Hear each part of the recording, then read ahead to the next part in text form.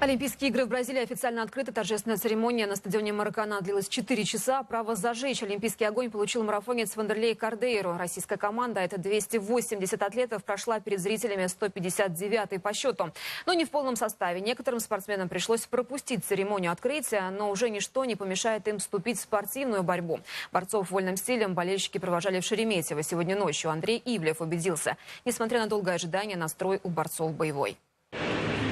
Российские борцы вольного стиля в столичный аэропорт Шереметьево прибыли аккурат, когда в Рио-де-Жанейро уже шел олимпийский карнавал. Спортсменов встречали болельщики.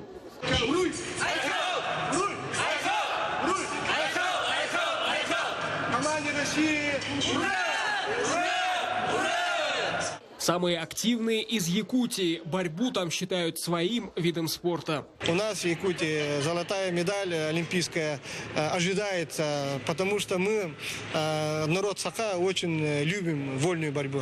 Гордость и надежда Якутии Виктор Лебедев, двукратный чемпион мира, до последнего не знал, поедет или нет на игры в Рио. Международный олимпийский комитет разрешил ему участвовать в соревнованиях лишь в пятницу вечером. Виктору сейчас особенно дорога поддержка болельщиков. Спортсмены – это такие сильные личности, которые могут взять волю в кулак и собраться, и показать все свое мастерство на ковре.